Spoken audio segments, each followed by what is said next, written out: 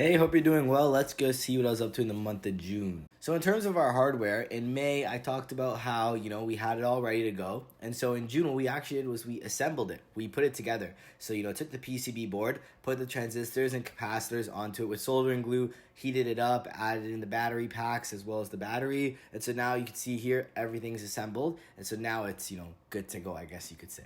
In terms of the software side of things, we're currently in the process of fine-tuning our model. There's a lot of false alarms that we get from when you take off the socks, when you put them on, when you throw them in the laundry, that we're really trying to fine-tune. And so we're currently in the process of doing all that before we see that our model is ready to go to be implemented on our actual users. After meeting with tons of nurses and directors of care, what we also did was we finished making our dashboard.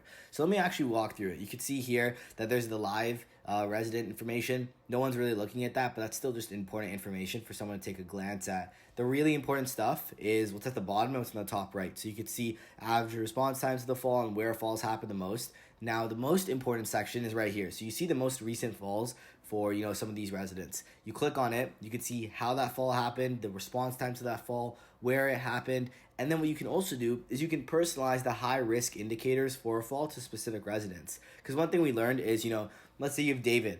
David might shuffle his feet every single day. And so to say him shuffling his feet is a high risk indicator doesn't make sense because he just walks like that regularly. And so you can kind of tick that off as something to look at or not to look at and personalize each of these to the residents. And so when we give the devices to seniors, we'll be able to put these in. And as time goes on, based on the risk indicators and the risk factors, then the staff can then just quickly personalize it and go from there. And so this is the dashboard that we've come up with that we've made after talking to tons of nurses and directors of care. So big thank you to Mary, Ilona, Christina, as well as all the other nurses at Chartwell and Amica that we've been speaking with that have been helping us make this. So big thank you to all of them for making this a reality.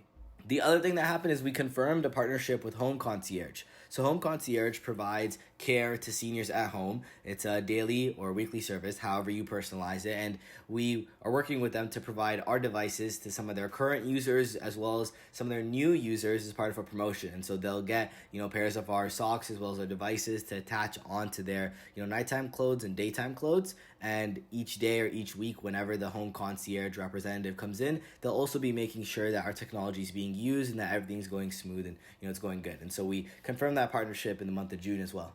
We moved our in-person demos to early August, and the reason why is because we're still fine-tuning our product. There's a lot of the data communication pieces that we're figuring out. Our sensor sends information to a gateway, and the gateway sends information to the cloud, and our model is running on the cloud, and then it'll make, the call or send notification to the dashboard.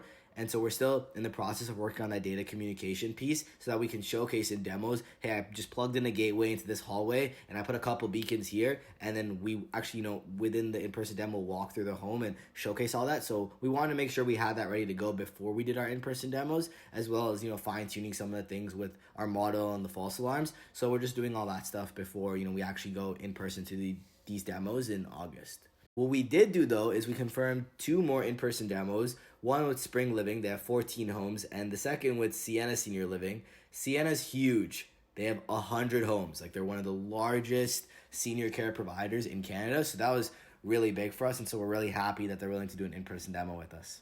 The last thing is, although we got rejected from the Alchemist Accelerator, we did get an interview for Techstars, so we're currently preparing for that. Hopefully things go well, and we'll see how things go from there. Well, that's all from me for the month of June. I'll see you guys at the end of July. Bye.